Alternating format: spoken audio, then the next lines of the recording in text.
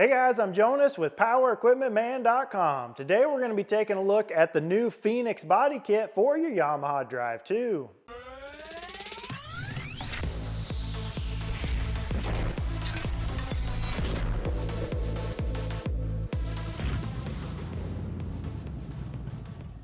So this is the brand new double take Phoenix body kit for the 2017 and newer Yamaha Drive2s in gas or electric. Now this new body is a great way to make your cart not only look better but also get the added benefits of a deluxe head and tail light kit with turn signals, brake lights, and a horn. Now overall, I've been really impressed with these new body kits. It seems like build quality on them is great. They fit these carts very well. They're pretty dang easy to install and they give it a really nice look once it's installed. Now I think going to an aftermarket body like this is gonna be a really good option for you guys out there that don't have someplace close to you that can paint golf cart bodies. Though that's not something that just any body shop is gonna do. Since these are made out of a different material, you kind of got to know what you're doing to get the paint to actually stick to the bodies so that you don't have adhesion problems later on. So being able to just buy a complete body kit that's available in a bunch of different color options, and then to not have to mess with trying to cut the holes to install the factory light kits in your OEM bodies. Those can be pretty tricky to cut those holes, especially if it's something that you've never done before. So to just buy a complete kit that comes with the head and tail lights that just bolts right into it, I think these are going to be a really great option for you guys that are in that situation.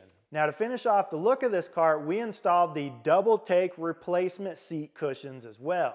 Now it's really nice. They have their seat cushions available as part of their color match system. So if you buy a certain color of body, you can buy a seat cushion set to match that body perfectly. They also have steering wheels with colored inserts that are going to match perfectly, even fender flares if you want those to go on your body, rear seat cushions. So that way when you buy something in a certain color, you know that once you get the whole cart put together, all your different accessories are going to match. Now they do have these bodies available in a bunch of different colors, as well as some different options on your front grille assembly, whether you want it in black or chrome, and there's a couple of different styles you can choose from. So you can really put together a kit along with the seat cushions and the steering wheels and fender flares, whatever you think is really going to make your cart stand out. To get started, we'll first need to remove your factory body. Now we do have another video that goes over exactly how to remove the body on these Drive2s, and we'll leave a link for that in the description down below. Now while you've got your body removed is a great time to get your cart cleaned up and serviced while you've got easy access. Now we need to remove the factory front bumper. Then we can use the bumper extensions that are included in your kit.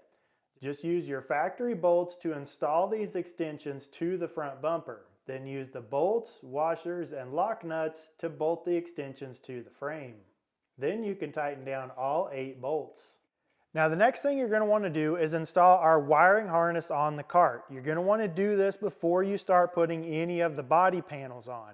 Now I do want to just take a minute to go over some different parts of this harness and some pre-assembly that you'll want to do before you start installing this. Now here we're looking at basically the front half of the wiring harness. Now we've got our 2 different connectors here for the headlights. The one with the yellow wire is going to be going to our driver's side headlight, while the one with the green wire will be going to the passenger side. So we did end up running into a wiring issue on this cart. Now once we got everything installed, our front and rear turn signals were reversed. So as you just saw me mention, the yellow wire connectors are supposed to go to the driver's side, the green connectors are supposed to go to the passenger side.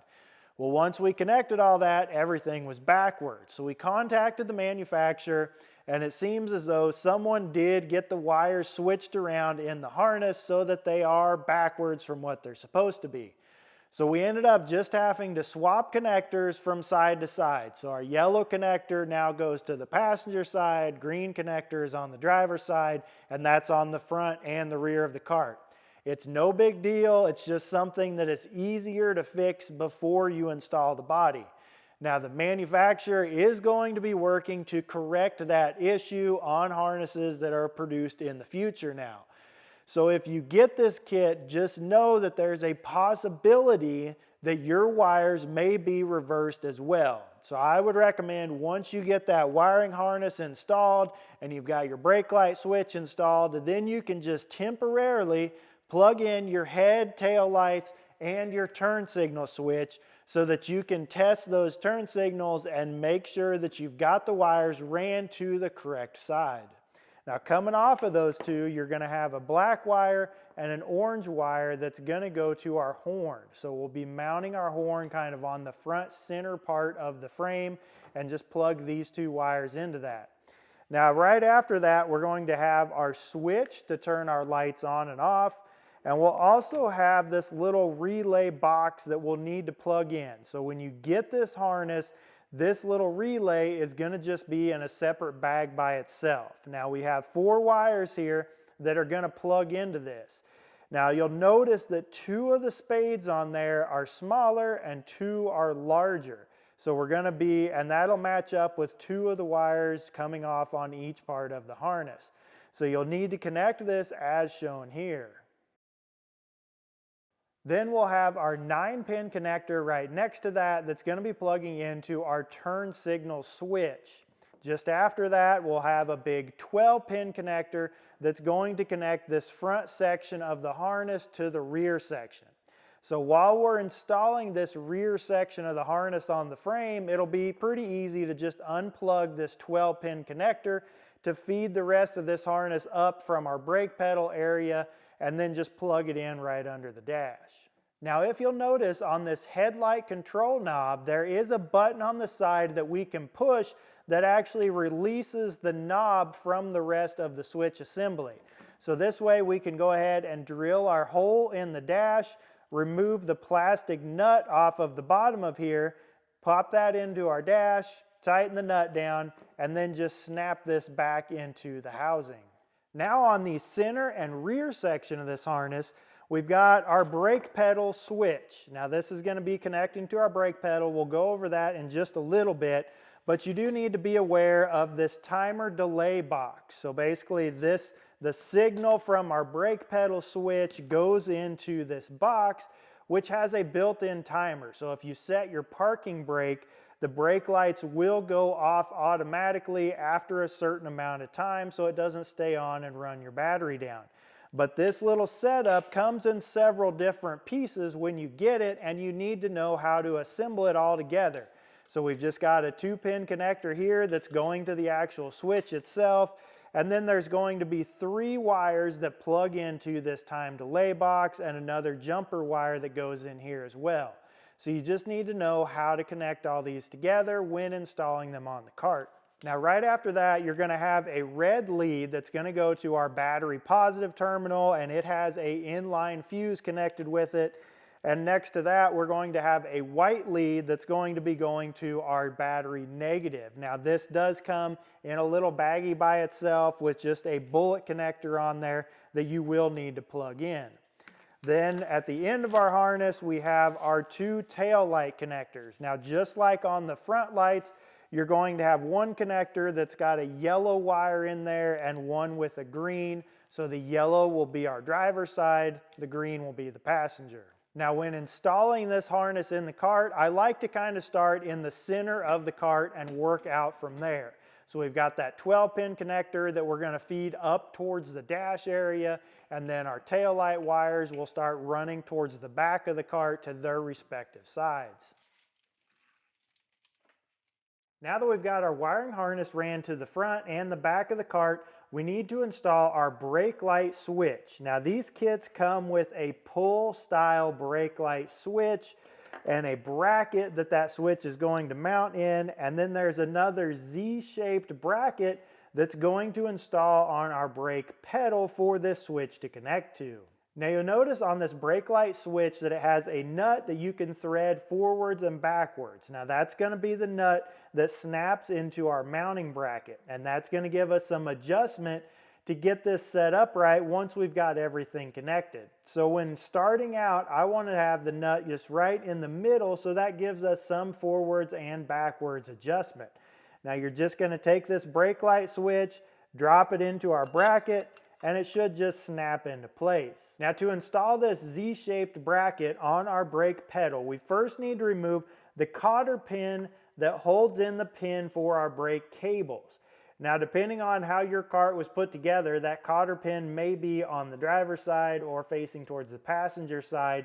If it is facing the passenger side, you'll just need to pull it out and then push forward on this adjustment so we can slide that pin out, flip it over, and put it back in so it's coming out towards the driver's side. Once we've got it coming out the driver's side, then this bracket just slides on there and we'll put that cotter pin right back in. Now with that Z-shaped bracket installed, we can go ahead and hook our spring into the end of that bracket and figure out where this plate needs to be screwed down. Now using the 2 self-tapping screws that were included in the kit, we can screw that mounting plate down to the plastic of the floor pan. Next, we'll need to plug in the brake light switch to our timer delay box. Then we can use the adhesive pads included in the kit to mount this timer delay box up here behind the brake pedal. Once you've got everything installed, make sure to use some zip ties to secure this wiring out of the way. Next, we'll need to use a 7/8 inch bit to drill the hole in the dash for our headlight switch.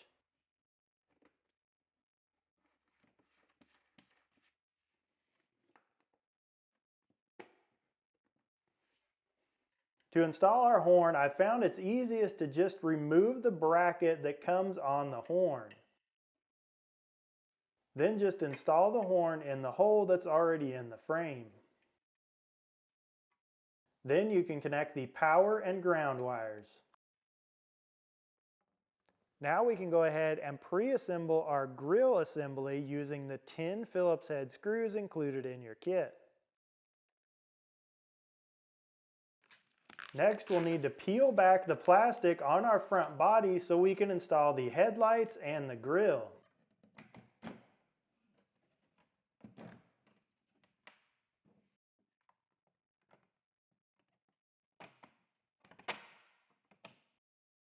Then install a washer and lock nut on the back of each stud.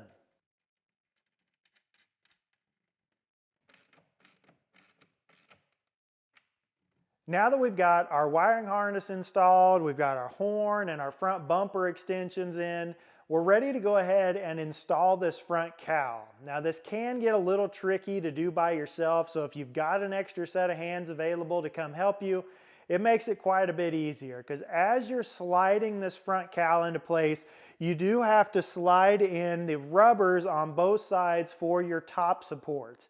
And then you've got to be able to hold that cowl in place as we drill and rivet it where it needs to go. Now we can remove the rest of the plastic from the front cowl and slide it up into place.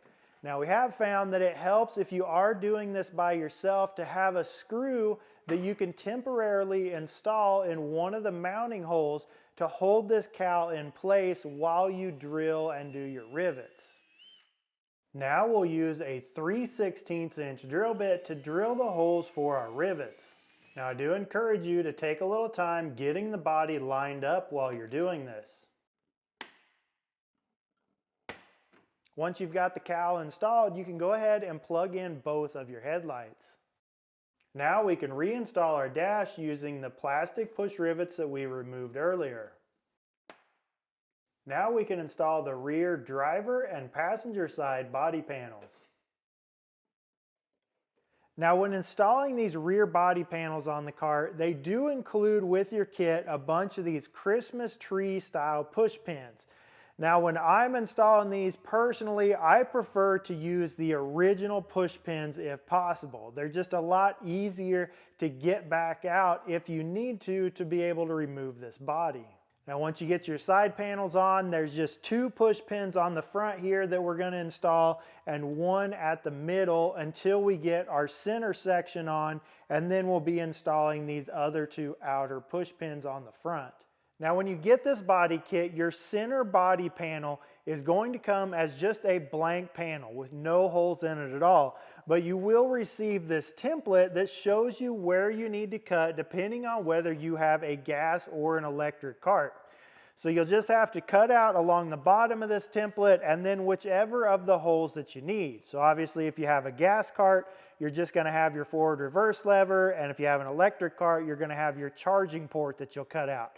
So once you've got these trimmed out of the template, you're just going to line it up with our bottom center tab there as best you can, and then you do need to fold it down along this body line good and tight, and then you'll mark wherever your hole is at. Now for our gas cart, we just used a 1-inch hole saw to drill out that hole. Now would be if you have an EFI cart. If you have a carbureted cart, you'll also need a hole for your choke lever as well. Now that isn't nearly as crucial on where it has to be, so you can just take some measurements from your old body panel and figure out where that hole needs to be. Install the center body panel using 8 plastic push pins.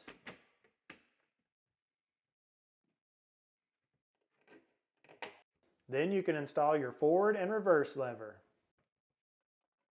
Next, we can install our tail lights by first connecting them to the wiring harness, then pre-drilling both holes and installing the screws, followed by the plastic caps.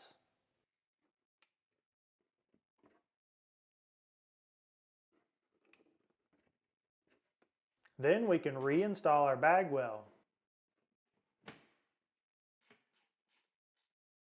Now the last thing we need to do is install our turn signal switch on our steering column. Now included in your kit, there's 3 different sizes of rubber bushings. Now I've found that the middle size bushing seems to work the best. So just install that bushing on the metal clamp, and we're going to use that to clamp our turn signal switch to the steering column. Then install the 2 screws using a number 3 Phillips head screwdriver. Now I like to install these turn signal switches about 1 inch down from the bottom of the steering wheel. We'll need to use some side cutters or a sharp knife to trim the rubber boot at the bottom of the steering column. You can pull out on the boot to get the connectors pushed through and then fed under the column and over into the dash area. Now install our steering column cover and connect the 9-pin connector and relay control box under the dash. Then reinstall your dash cover. Then we can hook up our battery positive and negative leads. You do need to pay attention that the positive battery terminal is towards the back of the cart. Now I do want to talk for just a minute about shipping on these. Since these are a larger item, it really depends on what your location is, where these are actually getting shipped to, whether they're going to get shipped via freight or just FedEx ground. There's a pretty good chance that it's just going to come through FedEx ground, and it's going to come in a couple of different boxes. But the good thing is these bodies are really light, so even if it does get shipped freight, it will come with a lift gate so they can deliver to a residential address. But total, each one of the boxes weighs less than 20 pounds. So even if they get it off the lift gate and you don't have any way to move it from there, you can just pick the boxes up off the pallet and carry them to wherever you want them because they're just not that heavy. Now, if you guys are buying these off of our website and we show them as being available or in stock, that means they are physically sitting in a warehouse ready to ship. So they will ship within 1 business day, and typically they should get to your location in 1 week or less. Now we do have these new body kits as well as the seat cushions and steering wheel and a bunch of other accessories available for these Drive2s on our website at powerequipmentman.com, and I'll leave a link for them in the description down below. Well, that's going to wrap it up for today, guys. If you got some good value out of this video, please hit that thumbs up button. Consider subscribing. Thanks for watching. Have a great day.